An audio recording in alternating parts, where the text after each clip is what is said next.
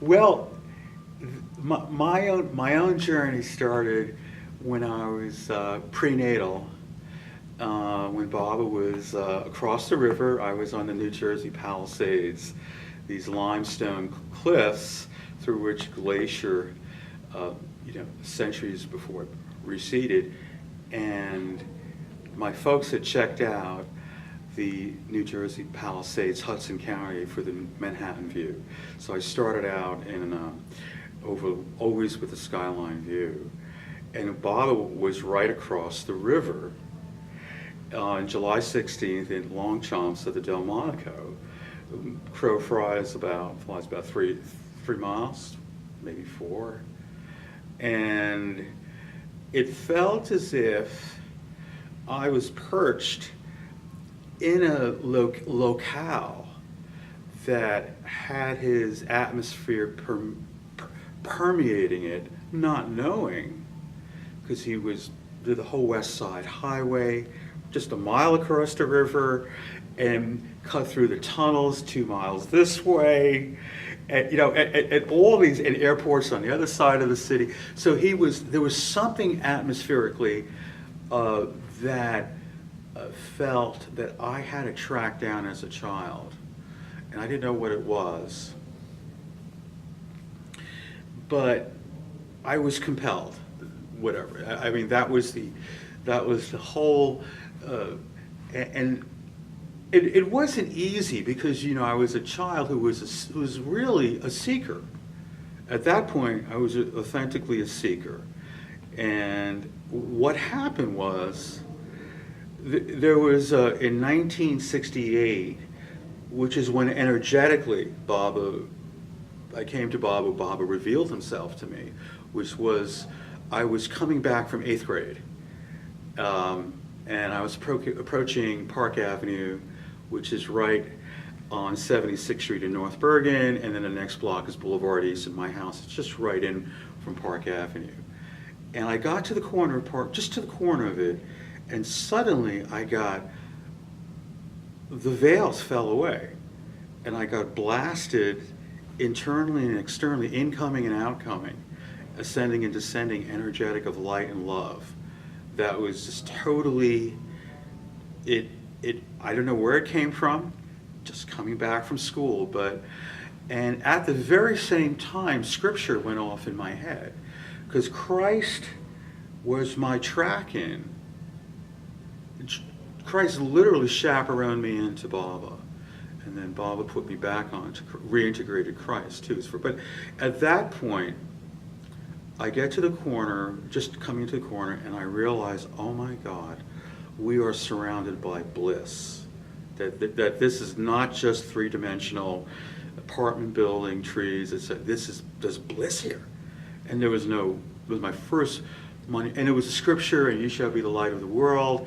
And at that same juncture, my Sunday school teacher, I went to it was called an Armenian Presbyterian church that was in West New York, and then they gradually moved to Paramus. So it was very close, and I was on 76th, that was 70th. It was the older communities there, were down that way.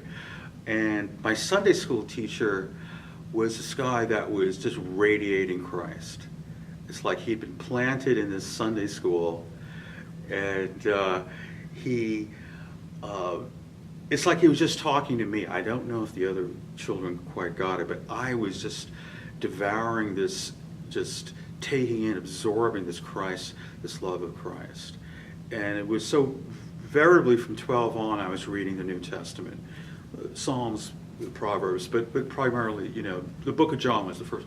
I did go to a Billy Graham, through the Sunday school, I did go to a Billy Graham show, The Sword and the Switchblade, and someone came to me and they gave me a Bible study program. And that's how I started with John. And then, but what happened was, this set the stage where I actually tracked in to Rutgers College in New Brunswick.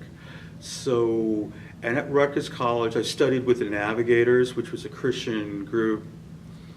But in high school, I'd read a lot of African American literature.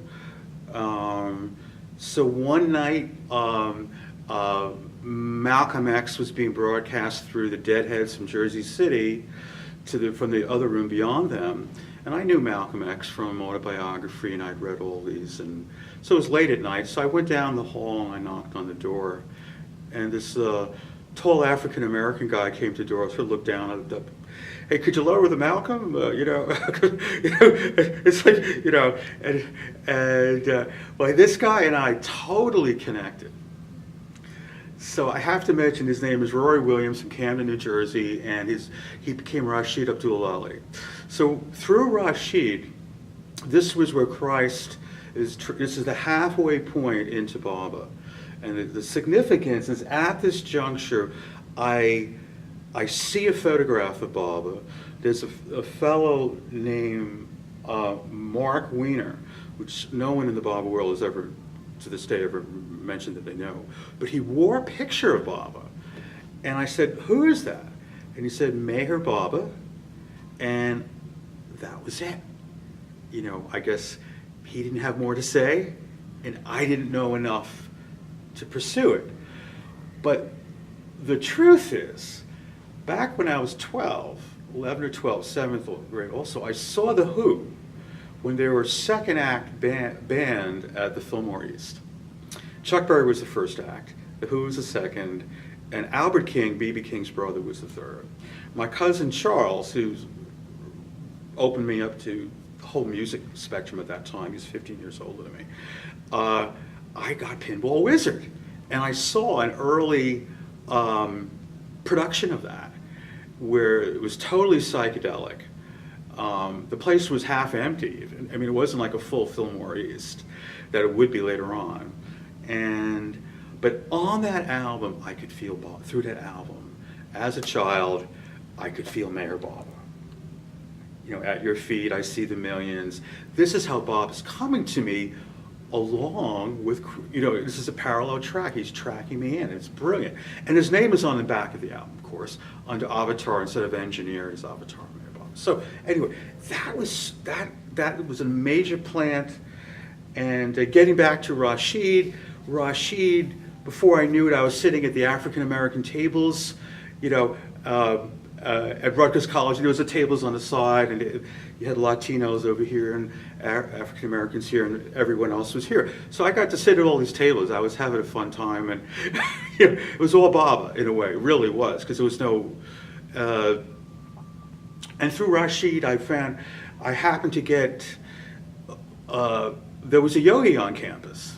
So this was a big event.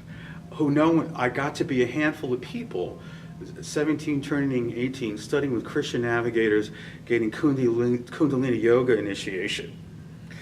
Now, why do I mention that? Well, there was no turning back. After Kundalini, you're like flying out the top of your head and saying, "Oh my God, I got to take this English test," and I'm like, miles high. I'm like, all right, put something down, make it good, you might pass. And and with the Kundalini initiation, there was also, he shared with me Alice Bailey, which is a theosophical branch that he also shared with me. So he shared me with his African-American Islam or Sufism, and it was just wonderful. It's like Bob is pouring it on now. I'm getting Sufi, African-American, theosophical, Kundalini, old Christian. It was hard to balance all that. I can't honestly say. I did back off the navigators. I couldn't quite do all of this. And yet Christ was saying, "Go east, young man." It kept compelling me to go east, to where I would eventually go.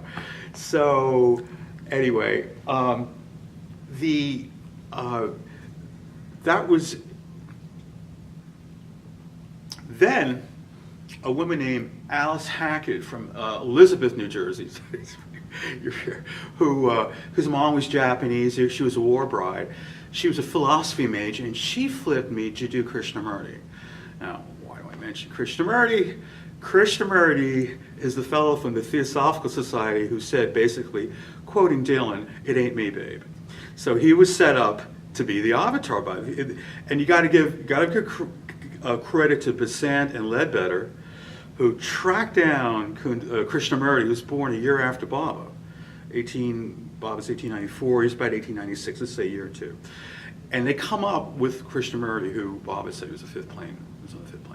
So here's good old Gary Assadourian, now at Rutgers, trying to be a scholar, academic, flying out the top of his head, and now reading a fifth plane master's writing, which got to be a challenge because it became like, which do I read? Do I do this academic stuff, pretty much 3D, right? Historic, whatever it is. And, but I loved everything. I did philosophy, and I mean, I loved Halak. So anyway, Krishnamurti, oh my God, it was just tremendous. And in that mix was a whole group of seekers. They were all pianists, and the whole piano starts to come in at Rutgers, where I'm surrounded by pianists and sort of seeker types, a vegetarian, and it was a wonderful New Brunswick, New Jersey. It was a tremendous experience being there at that time. What year? What year? Oh, I'm sorry. It was 19, I started in 74. So 56 born, 68, you know, that the Baba's light kicks in, and then 74, Baba is really, yeah, and I see his photo, 74 to 75, 76, and the Krishnamurti just is opening massive awareness because it allowed you to track consciousness. And I could have seen him at that point, and he said, you know, don't come and see me, just awaken, you know.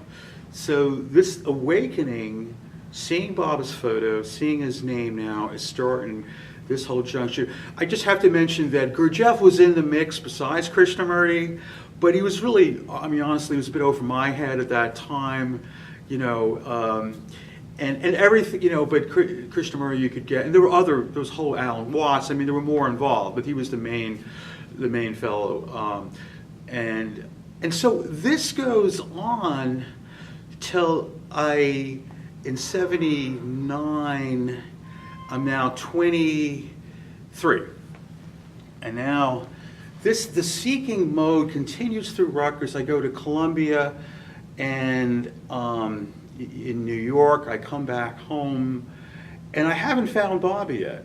So this arguably, this final stage, the last 3 years or so, is you're pretty thirsty, you're parched, you're desperate, where are you, who are you, you know, this sort of thing. And you don't quite fit into the normal, you know, friends going to medical school and being this and that. You know, I was sort of not quite law school. I did those things but didn't do them. You know, there was something else that I was compelled by. And so finally, this is the final stage here. So it's now 1980. So yeah, so several years have gone by. I'm leaving out a few things here, but you know, 1980, a friend of mine, Tony Collega, says, let's hit this, let's go into the city, because we were just overlooking it. And so he pulls up with his Mustang. Jump in a Mustang, and Tony's father is a really cool guy. He jumped ship in the New York Harbor. He was from Croatia, on a dare. And he jumped ship, and this is his son is picking me up, and he's driving me into the Strand bookstore. This is now we're going to get real specific. Strand bookstore on 13th and University in the village there, in that area of the village, Upper Village. So we go there. I go to some of my favorite shelves, spirituality, mysticism, and I see the Zen of skiing, and I'm an old skier, so I grabbed that. And then I saw Listen Humanity, the white softcover colophon edition, Don Stevens. Half sort of discourses and half live with Baba. And well, this is what basically happened. I purchased those two books. My friend Tony drops me off, and I go into Canal Street subway to catch the train back up to Times Square back over New Jersey. And I get down to this, it's grungy, sort of dismal, dark, and I'm sitting on the bench, and now about a dozen years have gone by, and the same bliss reappears after this whole. So I'm 23. I'll be going on 24 November. This is September of '80. So I said, "Oh my God, it's like this divine nectar that's coming in." You're going, "This is it." So instinctively, I go to this plastic white, and I pull out the Zen of skiing, and I go, "No, no offense, skiing, I love you." And then I get this listen humanity. Whew. And I have maybe a minute before the train comes. I flip it open. There's the picture of Baba, 1956, when I was born. I was shot in Washington right after when he was in New York. And it was the same picture the friend Mark Wiener wore at Rutgers. It's the same photo. So I looked at the photo, and by this time I'd read and searched a lot, and pretty broad spectrum. And I looked at Brock, and the authority just wafted off the pages. I just go, ooh. He was like, where he's coming from, the ultimate. This is the embodiment of the ultimate. This is it. And I look at the photo, look at the words, look at the photo, look at the words. The train comes. I get on the train. I get up to Times Square. I get off the train, and it's done. I'm in love. And that's the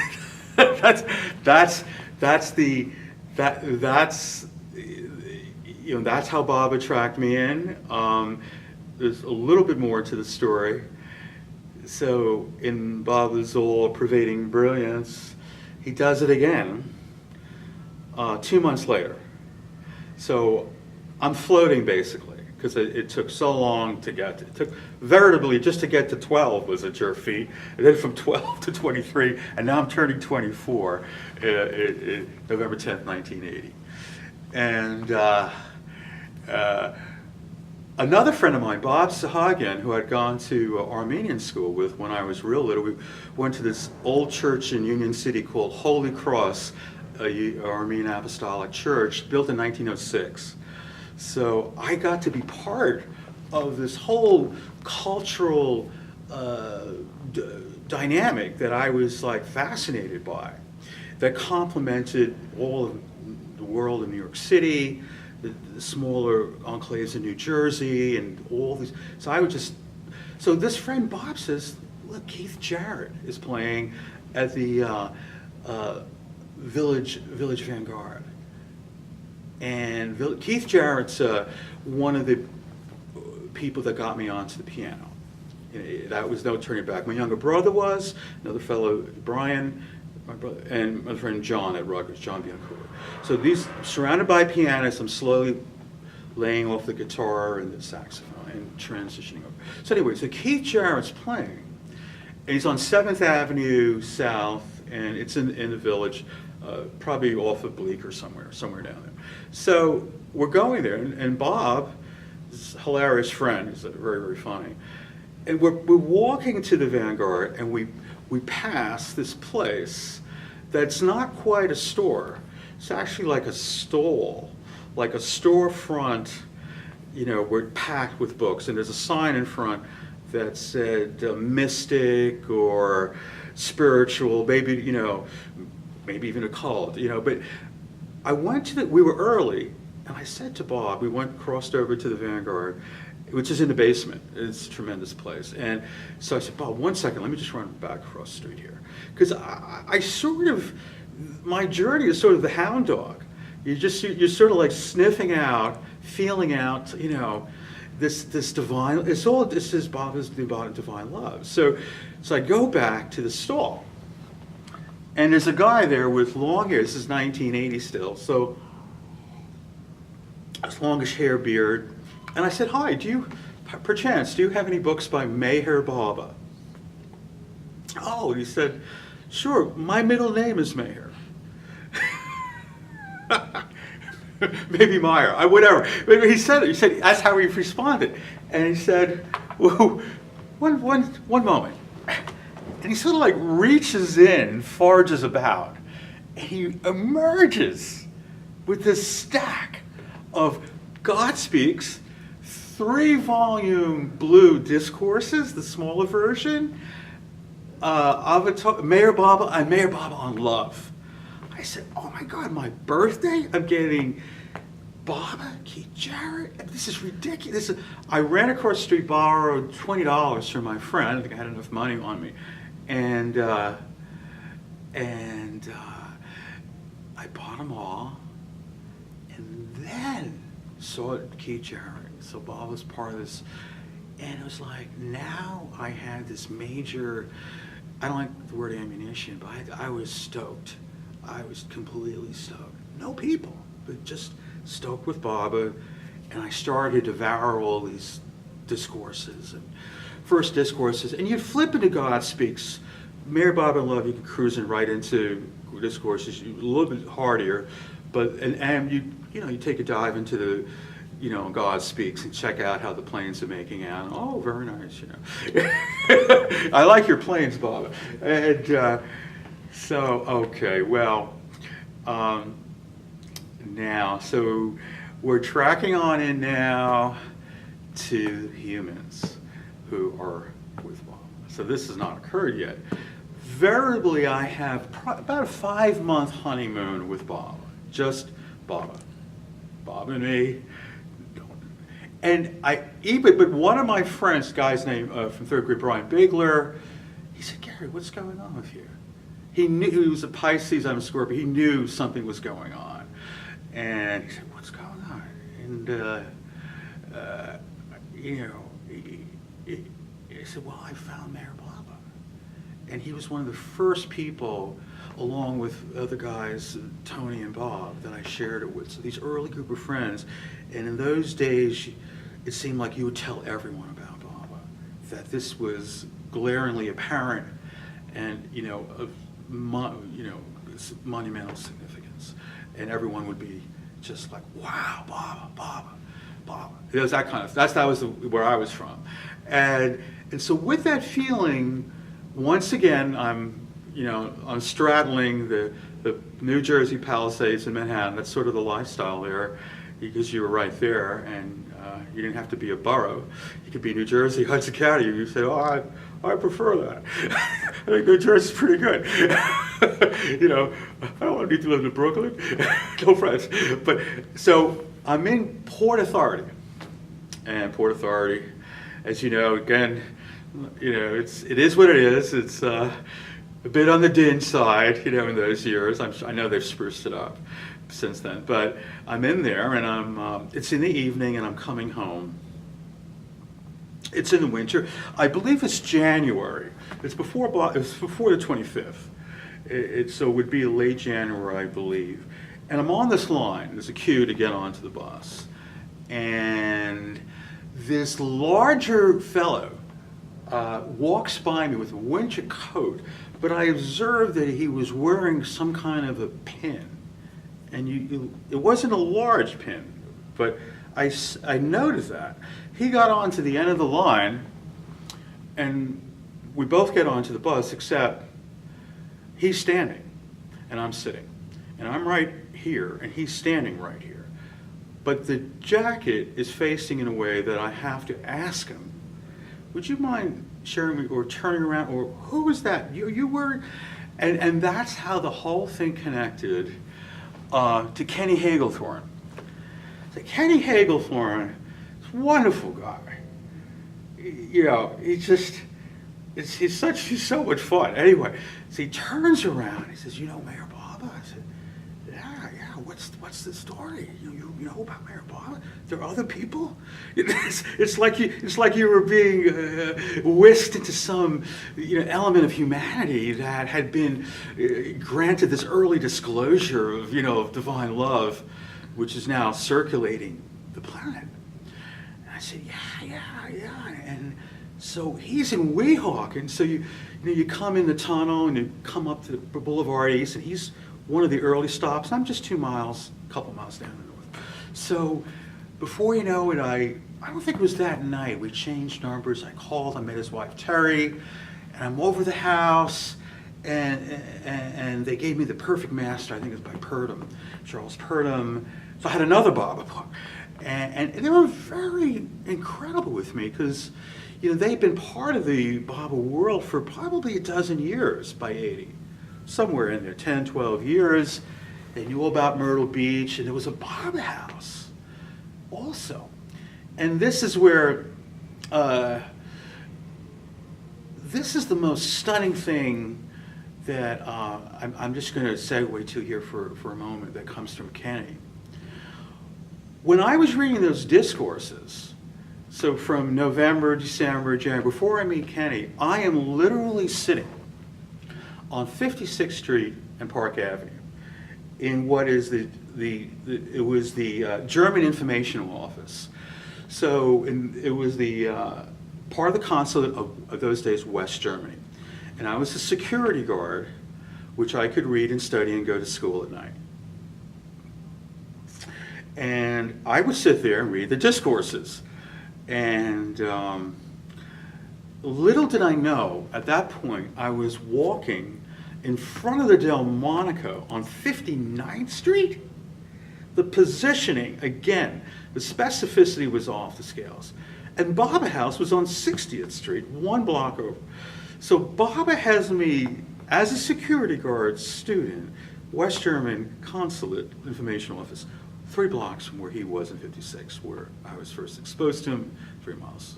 And then Baba House, 1 block over. That, because Baba House had been in the village, it moved up there, it's the second location, and now it's moved on from there. In either case, so I'm starting to find out that this fellow Mayor Baba had orchestrated not only the Village Vanguard, Rutgers College, the WHO, the whole, you know, and now it's even Baba House. So from Kenny Hagelthorne and his wife Terry, and their Johanna's their daughter, I got to go to Baba's birthday party at their house. And at that birthday party, I met my best friend in the Baba world, Doug Stalker. And within a week, Jane Brown was there, Tegel Weisbart was there, and others. And within a week, we're rehearsing in my basement. So we have, and Bob Brown's coming over with Jane.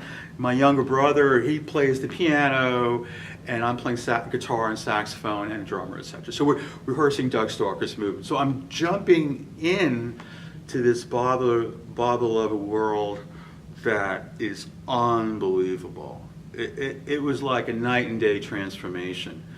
And it was like I had found this family that he was our daddy, you know, and, you know, Mira and mommy maybe, and sister, auntie, Monty, and so it was so consuming, there's no words for it for me. And the, so an interesting thing happened. I had been, at Columbia, I did this, I got to take, they have an Armenian studies program, and I got to study with some really brilliant people. They'd be reading in 5, 6 languages, and it was very, in other areas too. I mean, it was a great, awesome experience there. And I was just, so the Baba high, the Baba fullness was complemented by this sort of this academic or intellectual world where Baba was he was starting to, I felt him in a very large way. Baba was starting to, you know, now you had Baba, not just this consciousness that you had from the Kundalini Yoga. Now it was Baba now. You had a name for it, you had his guidance, you had his inspiration, his intuition. And what happened from there, to share with you, was that studies program, the Armenian studies program with George Bernutian, went to Armenia that summer. And my father thought it would be a good idea for me to go to that. And so Jane Brown was saying, Gary, what are you going to Armenia for? so what Noah's Ark landed there, you know. But, you know, or, you know, Zoroastrian, ancient Zoroastrian to Christian, earliest Christian nation. So, and I said, Jane, I don't know, this is what Bob is orchestrating this. I'm just part, I'm, you know, along for the ride. None of us were, oh, well, I'll speak for myself. So, okay, Bob, wherever, you know, if this is opening, we'll go. And so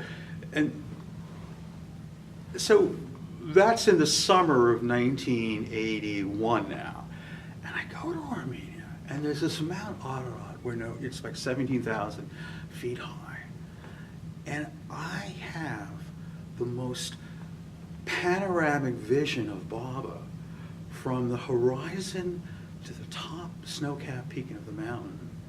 And I felt Baba blasting down into the earth.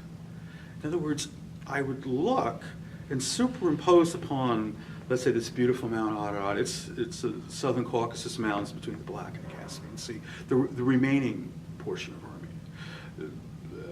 And I'm having this bliss of Baba, like I've never had ever, just pouring down, like I was just sort of this vessel to love him, and through the love, he was just blasting down into the earth. It was an incredible experience. That's why I'm mentioning that. And in my entire Baba journey, I have to include that because it sort of grounded me with the place, but it grounded me with the earth and how powerful Baba can be. And so I wanted to.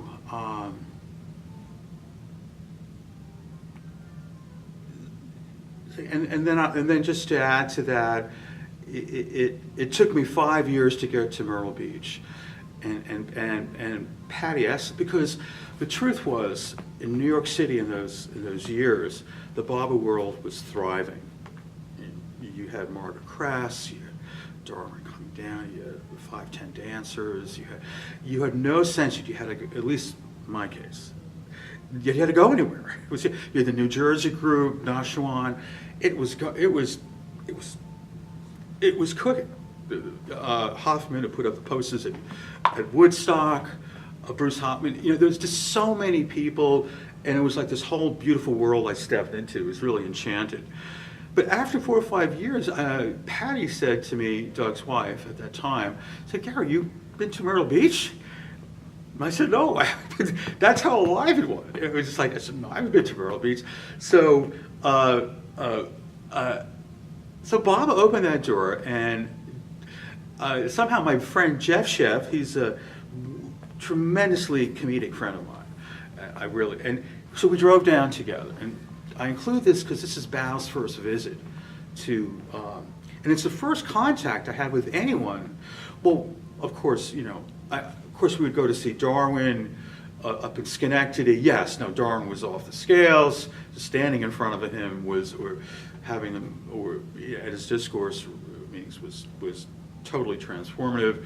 But I get down to this Myrtle Beach, and and Bao's here, and the Nothing and Everything's been released, and the biographies are starting to come out with Hermes Ryder, and it is like, at this point, I'm like, oh my, this is like, it's this huge renaissance.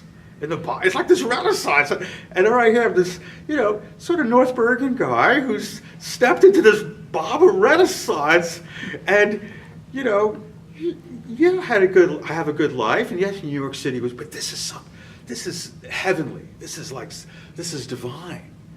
And Myrtle Beach was, gosh, so I stayed for 11 days, and I didn't leave the center once, and I got into such, again, just to share with you, an intoxicated state, that when we were leaving, I was driving the car, it was Jeff's car, and he said, "Gary, you know, I think you better pull it, let me drive." So, let me drive for you. So I said, "Sure, Jeff, you know, it's your car, you're nice enough to drive." And anyway, so he took over the wheel from there. And I guess the other thing I will mention is that after getting to Myrtle Beach, I said, "Oh my God, this is Myrtle Beach? That was New York? What's India like? So Bob is Grace was pretty stunning. He got me this job in a state park. I don't know.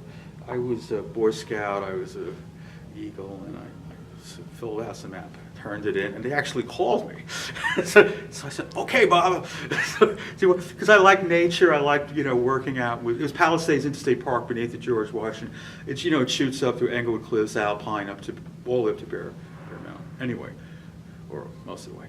And so I worked there, and I put the money together for the trip. And Patty Esslinger and Michael Matthias and I all go to India together. And they've all been to India. And along the way, I meet, again, I'm really enchanted with the Baba lover people, the humanity, and the whole world of it. And somehow we meet Marvin Johnson, I think in the airport, and somehow we get to the Victoria train station, and we jump on a train going to the Deccan Express. Somehow Buck Busfield jumps on the train somewhere, and we're tracking on in, and what happens is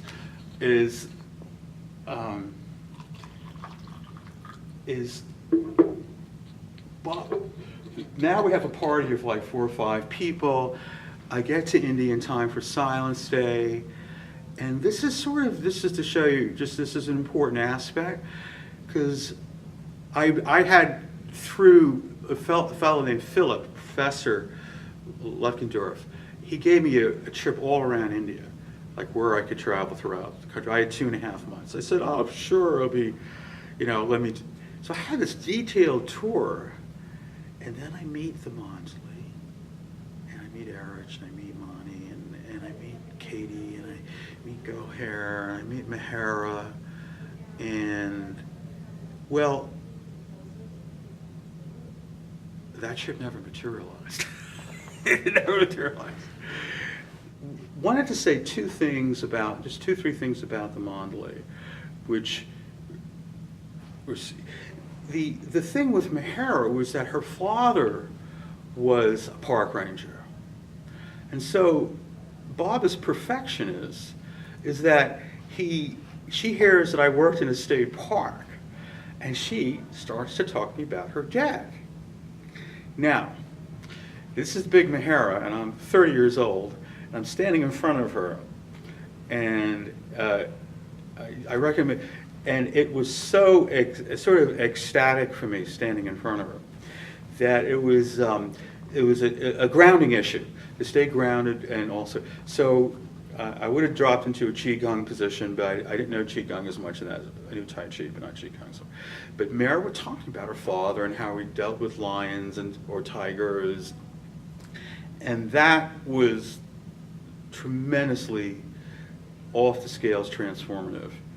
Also, once when saying goodbye to saying Jai Baba to Mahara, I spontaneously had sort of a 24 hours of bliss. It just came out of just Baba's grace.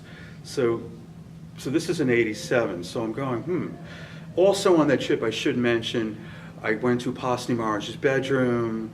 I stepped into the room, and I came out another 24 hours of bliss. And when I went to Sai Baba's cave, I also noticed another 20. So you get these bliss. I was like, I'm 30. I'm going, wow, this is unbelievable. There's bliss everywhere. There's bliss in New York, New Jersey, Myrtle Beach, India. I say, wow, what a ride this is. This is pretty great. I can't complain. And the other thing is with Monty, I just will share, it was a little episode, share about her humanity. She was totally available, and I could play with her in a way I would do karate chops, and I'd do backflips in the garden, and she was a total blast. And she was also very, very proper. One time, I mean, this is how comfortable I was with Monty. I almost swung her into a dance move, like a bear. And I loved it. She just went quickly, like down. I said, sure, no problem. But that's how available Monty is. Monty was that playful that you could drop your guard and be that spontaneous, and still yet, she can set her periphery, and you go, sure, of course. And the same thing I want to share with Erich. Erich was, you could be in the room, and Erich, you'd have a thought. Like I had a thought of, well, do I want to play guitar? Like, it seemed like everyone was wanting to play music for everybody there. And I, as much as I might do that, I wasn't sure whether that was what Bob wanted me to do. I couldn't just do it because there was this bloke named Gary that I was going to do. So it had to come from him. But Erich once heard me thinking that. And we're in a crowded Maribod Hall, and I'm out of his view, and he goes, where's Gary? Maybe he'd like to play some guitar for us. And I said, my God. So, and once when I got he invited me into his room, and the atmosphere was so intoxicating that I almost lost consciousness. And he like, different than Monty, he almost slapped me out of it. He said, he almost like, and I said, okay. But I was getting oozy almost in that case, a little different. So I saw that with Erich. And also with Erich, again, this is sort of Jersey boy pushing his luck, playful. I once had this inspiration. There weren't too many people there, don't worry. I mean, but, there's this whole like shoe thing, like shoe culture. And you're always looking at these masses of shoes, So I think they were my sneakers. I tied them together. I did something totally irreverent, but I sort of appropriately or inappropriately iconoclastic. I took the shoes and I garlanded Erich with the sneakers. And I looked up just to see how he was doing. And he just looked at me like no one had ever been so either inappropriate, outrageous, but loving. Something of that, and playful. And I took it off, and it was just this, again, this is how it felt with Erich. You could play and not borderline, but still be appropriate or inappropriate, however one would view that. And that's what amazed me, the availability, that was available there. Monty at one time told me that I was a member of her family. She just, I didn't know what that meant exactly. I said, thank you. I accepted it. So there was that kind of warmth and inclusion. And